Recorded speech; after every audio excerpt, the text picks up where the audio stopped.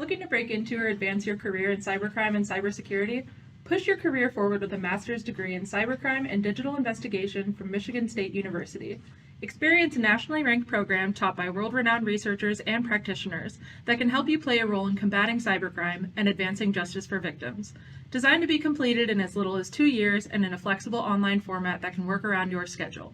Visit cj.msu.edu to learn more. Welcome, everybody, to the Crossing the Firewall podcast. My name is Tom Holt. I'm a professor in the School of Criminal Justice here at Michigan State University, and I'm also the director for the Center for Cybercrime Investigation and Training. And I'm here with one of my excellent co-hosts, as always. Rachel, take it away. Hi, I'm Dr. Rachel McNealey. I'm an assistant professor in the School of Criminal Justice and an associate with the Cyber Center here at Michigan State University. And we have an excellent guest with us today. It's one of our first cybersecurity professionals to have on the show, so we're very excited. We have Rebecca Taylor, who's a threat intelligence knowledge manager and researcher with the Counter Threat Unit at Sophos. It's excellent to have you on. Thank you for joining us. I'm absolutely delighted. Thank you for having me. Yeah, now we met at a conference in Europol, which was really interesting. It was my first time to go, and it was great to hear more about what you do and how you do it. Can you talk just for a second about what your work looks like at Sophos?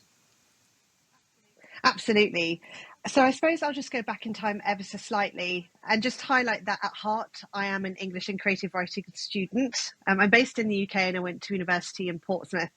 And so the work I do now was entirely unexpected back then. And I've ended up going down, obviously, a very interesting pathway. My role is 50-50 split at Sophos. So half of my time is as a knowledge manager.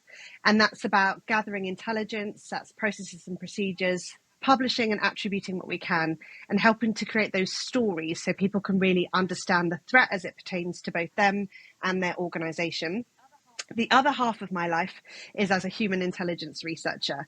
And what that means is I have a series of personas that I use across the dark web to track and monitor in different forums that are based all over the world, with a focus on access brokerage, data dumps, and emerging threats. So that's my life. Excellent. It sounds like academia, but in a slightly different lens. No, absolutely. Yeah. So you've got a very interesting background. How did you wind up going from English into cybersecurity? I would say it was very much by chance, which maybe isn't that helpful, but I can talk you through it. So I left university not really knowing what I wanted to be. At the time, it was a mix between should I be a teacher or should I be a psychologist, which I suppose in elements kind of overlap with the job I have today. But I was headhunted to join what was SecureWorks. So SecureWorks have recently been acquired by Sophos as a personal assistant. So I joined in cybersecurity in the industry, making teas and coffees and organizing meeting rooms and making sure people had lunch. And in essence, I've just then really, through mentorship and sponsorship and through relationships and on-the-job training, have just progressed my career to now be in the threat intelligence space. I've worked across incident command, so dealing with ransomware engagements and obviously high-pressure situations. I've worked in project management and resource coordination, and now, as you said, I'm in the counter threat unit with a focus in threat intelligence and really tracking the threat at its core, understanding who's involved, what's happening, and really those emerging concerns and threats that we want to get out to people. So for those of us who aren't in cybersecurity, is that kind of pathway something that still exists, or is it much less common for someone to move from sort of an entry-level position like that into the cybersecurity side? I wouldn't personally describe myself as a unicorn, because there are a lot of individuals that are coming in from lots of incredible pathways and they're just making it happen through similar avenues like I spoke about. If I look across my own team, we have historians, we have mathematicians, we have people with English degrees, people from social sciences. So it is really a mixed bag. And I think that's what particularly makes threat intelligence so exciting, is because to really understand the threat, you do need that diverse thought leadership, those diverse backgrounds, because that is going to come into our understanding, to our discovery, to our research, and obviously make the understanding of the threat far more accessible. So yeah, you can come from any background. It's more about what you want to bring and the core skills you bring with you as to where you end up in cyber. That's so interesting because I think when people hear cybersecurity, they think everyone is a hardcore computer scientist, right? Dealing with code and dealing with those more technical aspects. But it sounds like what you're really doing is analyzing human behavior from a lot of different angles. Yeah. 100%. And that's probably what I love most about the job is I get to watch humans. I get to see how they interact and how they talk. I get to see who they're connected to, so who their friends are, and figure out what they're up to. So it is more about watching humans for me rather than technical skill sets. Because as I said, I came with my English degree. I can write a nice poem, but I wouldn't say that for me was in the beginning. I couldn't see how that transferred into cyber, but now I'm obviously a living, breathing example of how it can. So for us, especially, most of our students, given we're a criminal justice program, don't have any technical background. So it's encouraging to hear that that's still a possibility. Is it, for you, learning more of the technical aspects, was that on the job, or how did you get to a point where you feel comfortable going through what a ransomware incident looks like and kind of talking through some of the specifics on stuff like that? For me, I just threw myself in the Hmm. deep end. I think one of the beautiful things about the cybersecurity industry is that everyone kind of knows everyone, and we're all fighting the same fight. We're all wanting to achieve the same positive things. So, actually, just reaching out and asking for guidance or can I shadow you? Can you Hmm. explain this? That's really how I got my understanding and the knowledge that I needed. I did later in my career take some technical qualifications with SANS, but I think that was more so that I felt in myself I was more comfortable to be in those spaces as opposed to my team or the organization wanting me to have them. I know a conversation that happens a lot when human behavioralists and computer scientists interact is that there are different languages being spoken. And I know this is a problem in academia, but I know it's also come up in industry of, right, the goals of those two paradigms are very different, understanding technology and understanding people. Is that a hurdle that you've encountered in your work as far as learning to speak the same language? And how does that kind of look when you're dealing with these things? There can definitely be a translation barrier, is how I'll describe it, especially if you're talking, for example, with a malware analyst or someone that is in the weeds in a technical space and you're out there evangelizing about cyber. You speak in a very different way because you're talking to different audiences. In my role, I have, as an example, established a lot of lexicons. So, how we can describe and how we label and name things so it level sets. I've never been afraid to ask questions and be curious. And I think that's what's really helped because you can't know everything. It's I don't know how to necessarily speak technical languages, but by asking questions, can you break that down? Can you explain it to me? That's what's removed that barrier and brought it down, not only for me, but also for individuals trying to explain it to me, because I think they become more conscious that maybe how they're speaking isn't as accessible or even approachable as it should be. So, lexicon is important, being curious, asking questions, and being comfortable with the fact you don't know it all, and that is okay. That, I think, is one of the most important things. I know when I got started coming from a criminal justice background, I was really interested in hacking, but didn't have any technical background. So I was doing a lot of the same thing, just asking friends, hey, explain this to me because I don't know any of what it means. Help me get what is happening. Help explain this to me like a 4-year-old because I don't know. And being willing to just accept, hey, there's a lot that I don't know was very important. And it's hard to do sometimes, to kind of distance yourself from the idea that you know what you're doing and just be comfortable being uncomfortable and willing to say, yeah, I have no idea. Make me understand this. It can be very Hmm. intimidating to almost show a vulnerability in Hmm. yourself, especially if you're trying to own your voice and your space and you're trying to have that career and you're surrounded by people that are like super whizzes, as I'll describe them, incredibly intelligent. It can make you feel a bit Hmm. smaller. But we've all got to start somewhere, ask the questions. And one thing that I did particularly as I got to grips with instant response cyber threat intelligence language is I created almost a blog or an area where I could track the conversations I was having and what I was learning, because then you can always go back to it and reflect, add to it, and you never know, use that to help another newcomer or somebody else that doesn't understand it in the Hmm. future.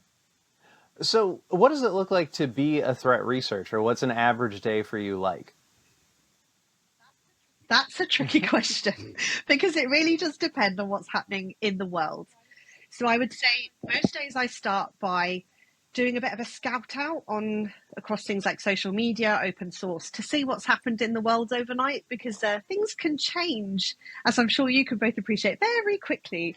So have a look at what's happening. I have a look at new investigations or incidents that we've had come in the door. Say, is there suddenly a trend? Is there suddenly a certain type of alert that's coming through? So it's to help bring me up to that moment in time.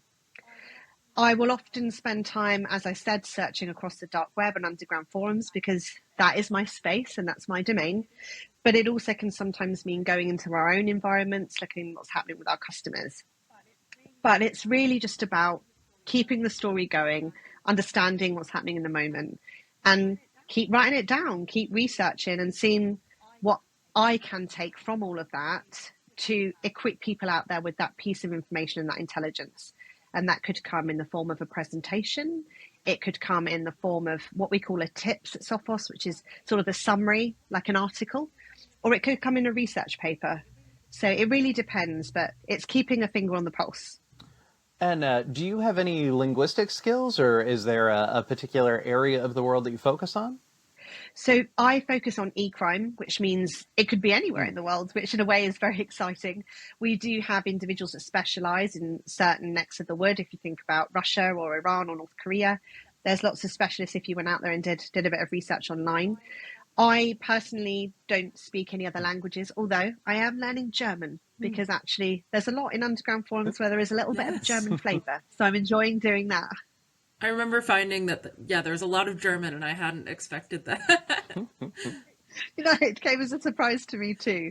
But I'm trying to add that as another skill set, because again, I think as a researcher, keep evolving, keep learning, keep developing in the way the threat actors are. So in your work on the dark web, I have some experience. I always describe it as trawling the dark web, just kind of going through, seeing what was posted on the lists that week. And there tends to be a lot of empty space on the dark web, which people don't really expect. It's a lot of old sites that people haven't kept up with, but then there's these real hubs of activity, right? And you have to know where they are to find them. And a lot of those are protected, wherein you have to be approved to join a community or have an account. So does a lot of your work engage with those more private groups, to the extent that you can speak about it, I suppose? Yeah, of course.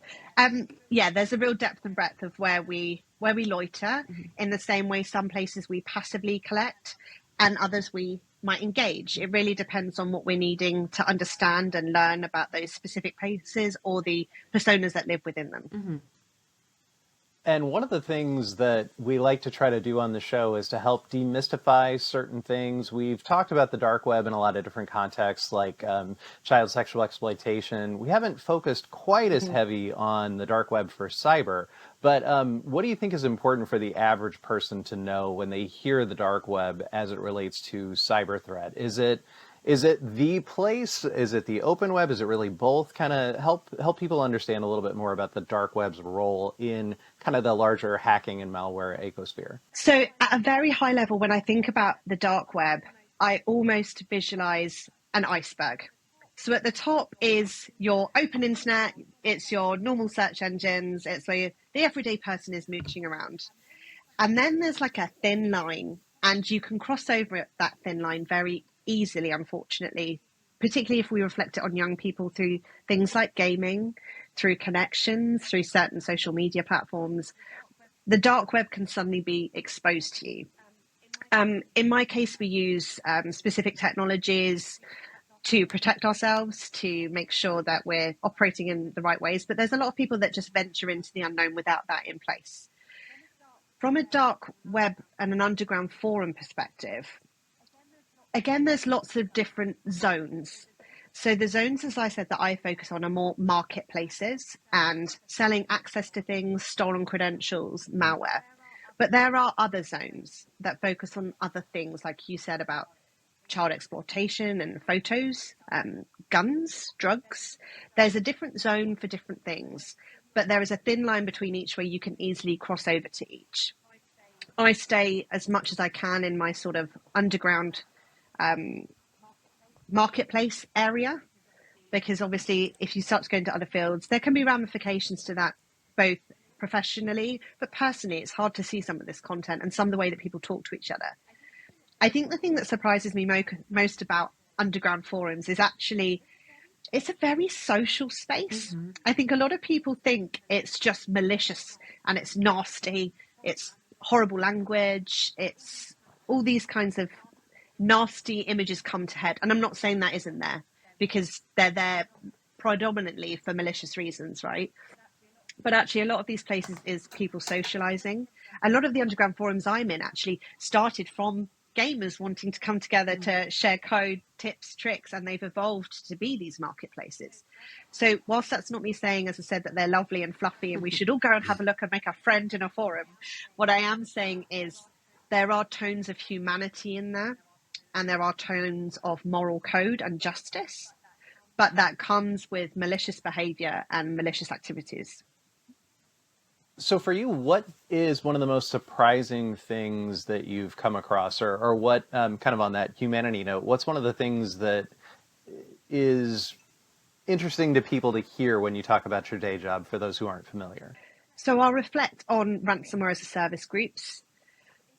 If I think about, so in the UK, last year, I think it was now, we had the Radiant Group. So if you were to Google them, you'll see that they hit the headlines because they leaked data belonging to a UK nursery chain. And as part of that, they shared images and personal data relating to infants. And you might think, if you don't know a lot about underground forums and cybercrime, that people would be backing that and thinking, yeah, go for it. And they're all rejoicing in a forum or whatever. But actually, that action caused a fair amount of uproar in these underground communities. There are moral codes and moral expectations in these places. And one of the rules of ransomware as a service groups, a lot of them will not target hospitals, will not target schools, and will not target children, as well as not certain countries and things like that. But what I think would surprise people is they were shamed in a way, Radiant Group, for their choices. They were called out by other ransomware as a service groups for their choices and their behavior. And they were told how wrong they were and how bad they were, and almost ousted from elements of the community for those choices. And I think that would surprise people because, as I said, there are malicious undertones and malicious choices. We're talking about crime. But there was a compass there that was disrupted. And as of now, I believe the Radiant Group have disbanded because they couldn't recover from that choice. And that's interesting, I think. Yeah. There tends to be a lot of informal social control, I think, in those spheres that you wouldn't guess if you hadn't seen it. And No, but that's the humans, that's their connection, that's what people as individuals perceive to be right and wrong. And for whatever reason, access from one person or organization might be okay, but in these cases, ransomwaring or stealing data of children wasn't.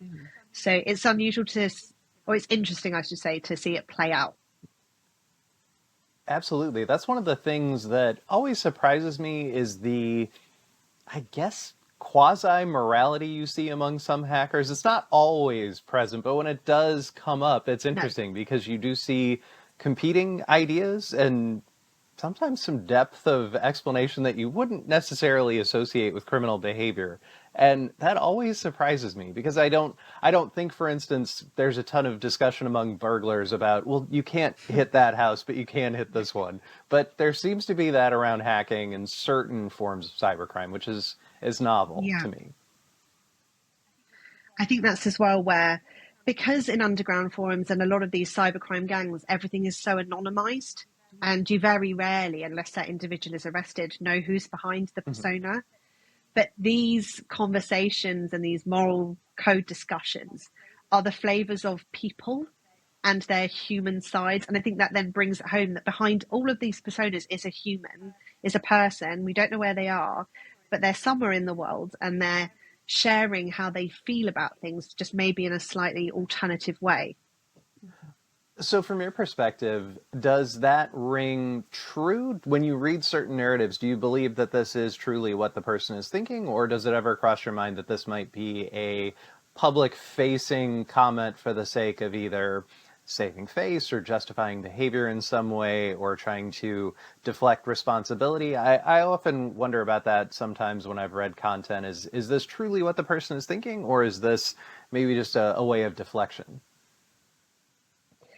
It's hard to say, but what I can throw out there is some personas on the dark web are representing a person, and some personas on the dark web are representing a group or a collective. So, as an example, a ransomware as a service group will have a main persona that they advertise through and that they talk through. And so that is the collective perspective. When I relate it back to the Radiant group, it was some of the larger, well-known groups under that singular persona name calling them out. So in the view that they're aligned, I would suggest that, yeah, that's their perspective. I don't know how much they believe it, but that is the undertone, and that has been a pretty consistent moral code in a lot of these communities.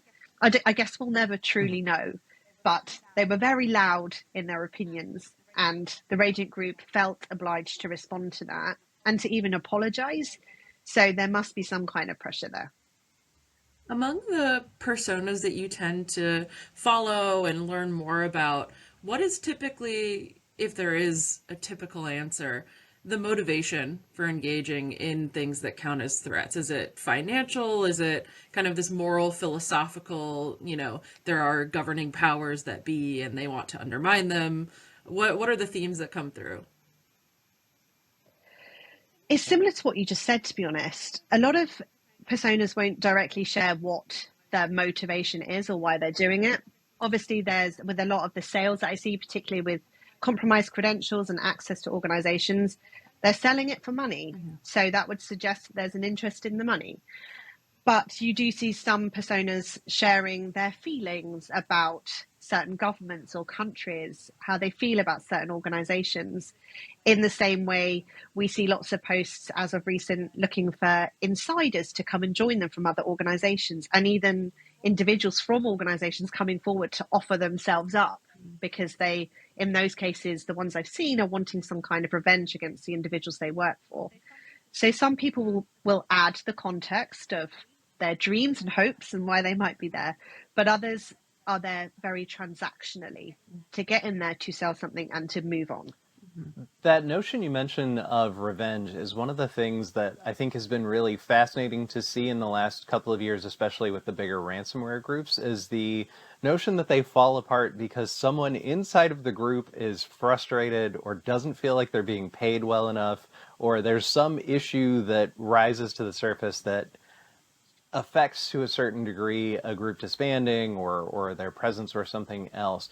In terms of the groups that you look at and kind of the behaviors that you examine, would you say that that is a commonality, this notion that some people feel underpaid relative to their skill sets, or is that anything that you observe regularly? A lot of those kinds of conversations are obviously taking part within the channels and the spaces where they connect. So as an example, they may have private Telegram channels. So you can't necessarily see that information unless you're in there, and unless you're connected maybe at a deeper level. That's not something that I have personally explored, but we do have researchers here who are in more of those kinds of weeds. What I will say is we do see a lot of personas moving across other ransomware groups, so absorbing that lived experience, the skills, sometimes the source code that they've seen as part of one ransomware group, and taking that on to the next one. So you could call it a transferable skill. You could call it using them for mentorship and a learning and development experience in the same way you would your career, right? We know that that's happening. I think as well, it would be amiss to say, if we relate it to the everyday person, when we're all working in groups, or if you think about our children at school and they're working on a project together, there's always going to be squabbles or different personality types or different opinions. So in the way that we as everyday individuals have our differences and our squabbles, I think it would be wrong to think in these groups where there's multiple people, they're not having something similar. What do you think is one of the most consistent things that you see? You've been doing this for a while. What's one of the consistencies that you see that is important for the average person to know about a ransomware actor or a data breach vendor or other kinds of cybercrime groups? I would say that the access tends to happen in the same way. So they're compromised the way they're taking the data. It's typically going to be because of poor cyber hygiene by the victim. So actually, through things like social engineering, phishing, or through having unpatched devices, they're the main ways that predominantly a lot of these threat actors are gaining that access to the information that they need. So my one hope is that really organizations and people become more accountable to that positive cyber hygiene and positive cyber behaviors. Because if they could get to grips with patching those devices, if they could have those long, strong passwords, multi-factor authentication, it would make the biggest difference in a threat actor being successful or not. And it's something that we hear so often. Why do you think it's hard to implement? I mean, I know we can come up with a variety of reasons, but what, from your perspective, is one of the primary drivers? I think, like a lot of victims of crime, again, if we relate this to the everyday, it's hard to imagine it happening until it happens to you or to someone you care about. So it's very hard to imagine how it feels to be a victim of a burglary unless it happens to you. You can be like, oh, that's really horrible. I can't imagine how that would feel. But unless it happens, you're one step removed from that experience.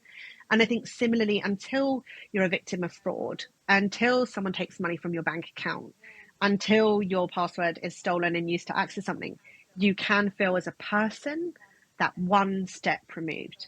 And so I think that can be why it's so hard to really sow the seeds of, please don't keep reusing your passwords. Please set up multi-factor authentication, because it can almost feel like it's not going to happen to you until it does. Mm-hmm. And especially among young people, there seems to be this very fatalistic attitude about it where my stuff's already out there. The extra effort I put in isn't going to matter. And I think that we're at the point where, yes, it's not either your info is or is not out there, but there are shades of harm in the degree to which your information is out there. The types of it, what people can put together out of it. I think that's what's still in the control when people engage in cyber hygiene. I think that's really interesting. People's perception of what a cyber threat and what the harm could be. If I think about my own parents, they're still out there like ripping the labels off their envelopes because they're worried someone's going to go through their Yes. bin. And there is nothing wrong with that. That's great. But they're more likely to find your details because you've typed it in a strange website that you click through from a social media platform than a man jumping in the bin that's in the back garden. So it's that understanding of how the threat has evolved, how that impacts your footprint if you are compromised or if your credentials do end up out there, as an example. And that's why we need to storytell, because that's how we make it accessible to the masses and all those different types of people with all those lived experiences and different types of tech. Mm-hmm. An older person is going to need to understand it in a very different way to a young person that's stepping onto the internet for the first time. It's really interesting the way that you've mentioned this a few times. The notion of storytelling and cyber is not something that I've heard often, but I have heard terms like cyber evangelist and other phrases. But I think you're spot on, this idea that it's going to connect with someone more in the context of something that relates to their life or something that has meaning, as opposed to just simply, you need a long password. And that doesn't always work. No, it's exactly, it's a relatability. If I think about the parents I talk to at schools about child online safety, I could go and tell them a really elaborate story about a ransomware actor and negotiation, and it was so scary but so cool, and this is what happens, make a good password. But they would feel so far removed from that, which is why we have to tell stories that relate, that feel real, that make people understand how the threat applies to them. And then they'll take that into their everyday, and then that will filter through to how they then behave at working in those organizations. I genuinely do believe that cyber consciousness and cyber awareness starts as a person and as an individual in the everyday, and then filters through to businesses. So how do you go about then crafting these stories? Like, what is the ultimate goal for you and the things that you keep in mind that will make it most effective? I think I have different stories by different audiences. So as an example, When Tom and I met, I wanted to go in with a story for that group about the role of women in cybercrime, because it's something I was really passionate about. It was a story that I didn't think people truly saw yet or felt was a problem, but I had all the collateral and the information to be able to tell that story in an effective way. If that differs from if then I'm going to talk in a school or to a set of parents, because I want to create that understanding and that story of the threat in a very different tone, in a different type of language, with different prompts, with stories maybe from more open source or from the news, because it just brings it home a little bit more. So I spend a lot of time tailoring, creating content to suit different audiences, often around the same concept. So if you think about romance fraud, I'll create it for a person, I'll create it for a charity, I'll create it for the organization. But you just have to change that content to suit the level of understanding and the message or effort that that individual or person or organization needs to put in, because it is very different by audience type. I'm glad you mentioned it, and I would be curious to hear you talk a little bit more about this, if you're comfortable, this idea of gender and cybercrime offending. You've mentioned that it's not necessarily easy to know the persona behind a post. So I wonder if you can talk a little bit about how or when or in what contexts gender has come up and how it relates to your work. So gender is an interesting one, because I think when we look a lot of the reports, and actually when we reflect ourselves on what we envisage when we think of a cyber criminal, the vast majority of us are going to think of a male hacker in a hoodie. I think it's just that predisposition, what you see, the picture. I don't judge anyone for feeling that way. But as part of my own research, I wanted to question that, because in the same way that there's women working in cyber, is there actually no women in cybercrime in any part of that ecosystem? Surely not. Surely there must be some form of representation. So in my research, I was able to break down the role and the visibility of women across a series of different underground forums. And so there are actual women who fit into the cybercriminal bracket, who are actually out there committing crimes and finding victims, sourcing individuals that they can pull into that.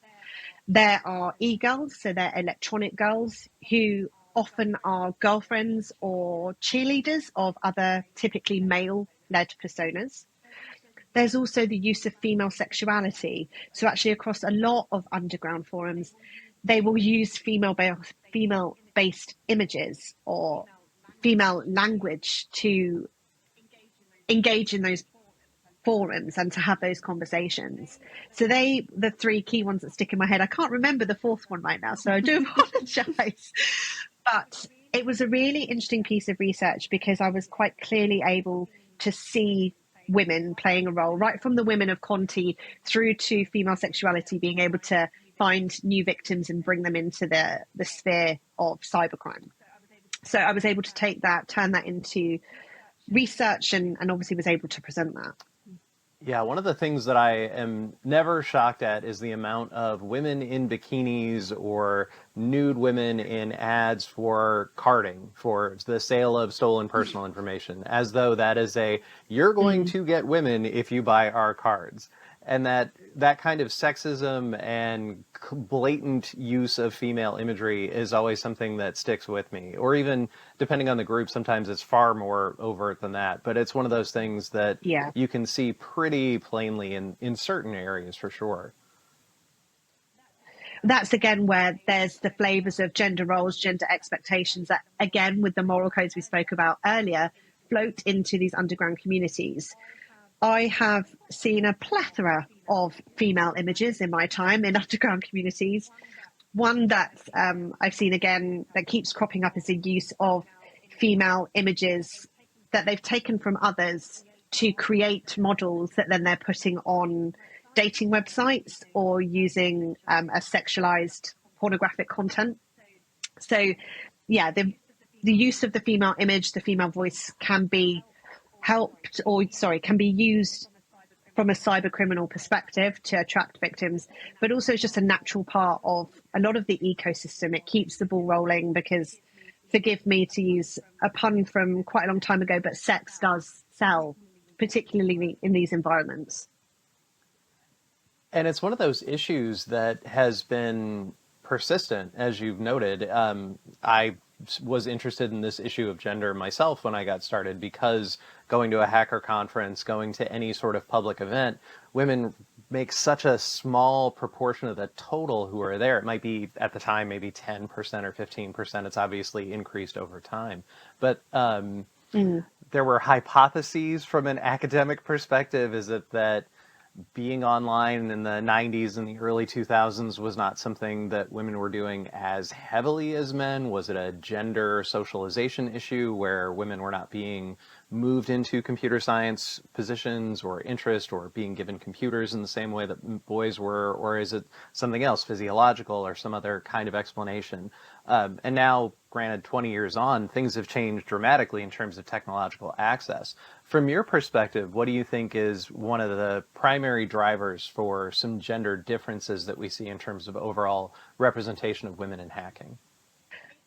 It's interesting because when you think about cybersecurity as an industry, we know that there is a gender gap. That's, I think, the label that's given in the mainstream to it, where it's more of a male-dominated industry. And I think the last piece of research that was done was there is 20 to 30% of 20 to 30% of individuals in cybersecurity are women. And so I think that then reflects, in a way, into probably what's going on in the ecosystem from a cybercrime perspective, and that kind of mismatch in representation. I think it's driven by lots of different reasons. I think more women than ever are being given access to that technology. I think we can be conscious to the fact there's a lot of people around the world struggling financially, economically, and so there's more of a pull to potentially go and explore ways to make money to survive. I think it's also driven by if I think about it from a cybersecurity perspective, STEM role models, access to STEM, it being seen as a viable career pathway, that still plays its role. In the same way, if you're wanting to connect from a cybercrime perspective into underground communities, is it as accessible to women? Can they see like-minded people? Are they being invited and included in the same way as their male counterparts? I don't have the answers to that, but I think in the same way women can find it more challenging to be in male-dominated careers like the cyber industry can be, I think that same kind of struggle could be present from a cybercrime and those underground forum perspectives. I know historically there are also examples of women in cybersecurity being sexually harassed or having some real challenges in terms of entering the workforce, being treated seriously, being taken seriously. But that's in the early 2000s, and hopefully things have changed a bit. But you're a huge champion for diversity in the workforce, especially in cybersecurity. In fact, you were Cyber Woman of the Year 2025. Did I get that title right? You did. Wow.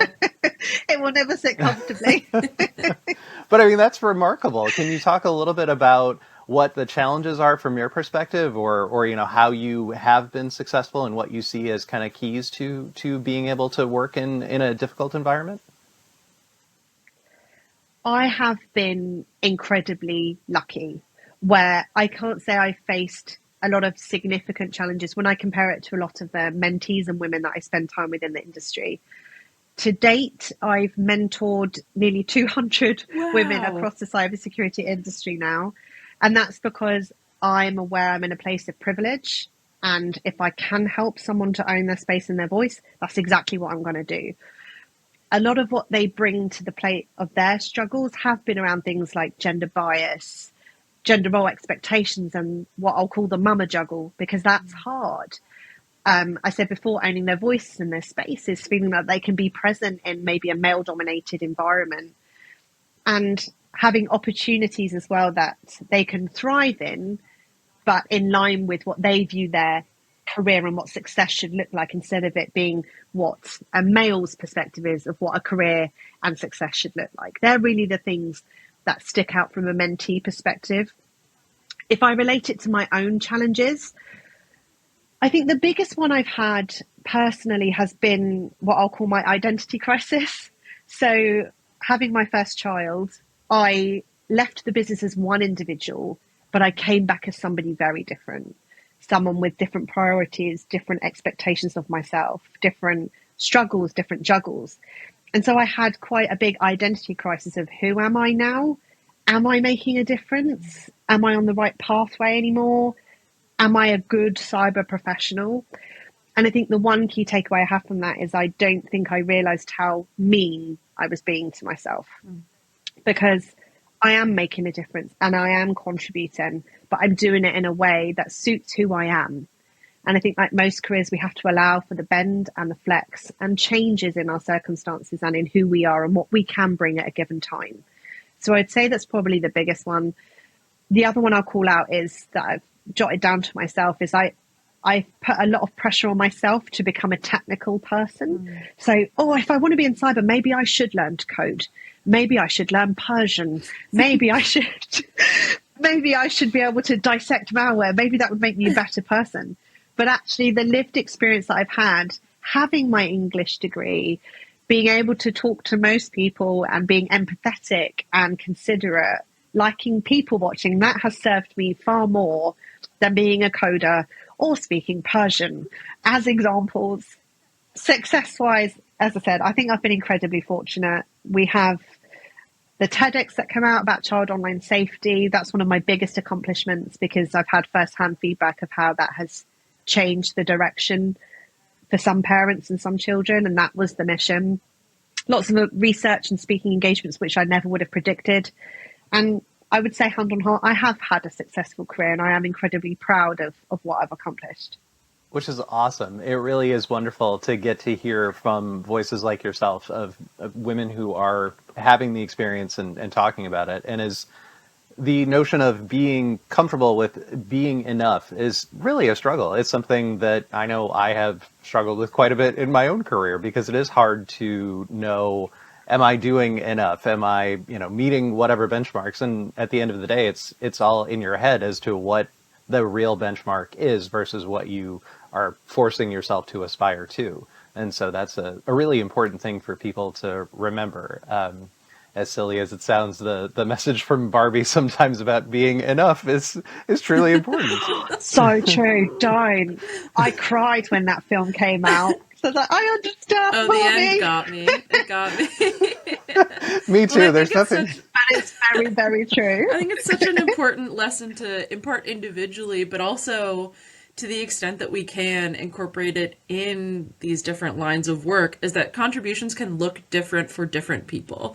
Two things can be true at once. My friends will listen to this and laugh because I say that all the time. But we are also different as individuals, right? And gender makes up so much of that. There are people who want to act like that's not true and see that as a fault.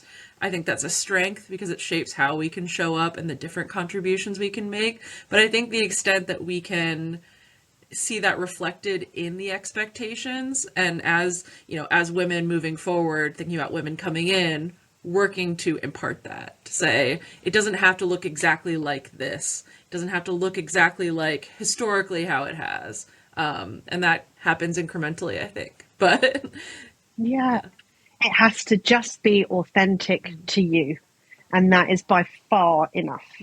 And on that note, tell us about your podcast. So I have a podcast with my lovely friend Amelia Hewitt, and it's called A Cyber Agony Aunts Podcast.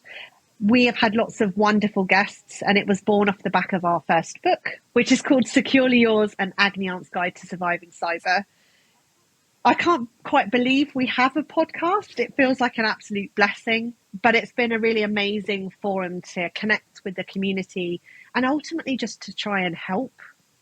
We, through the podcast, answer questions and answers in the form of an agony aunt. Now, I know that might not transcend everywhere, but the way we describe it is sitting down with your friend over a glass of wine or a cup of coffee and chatting it out.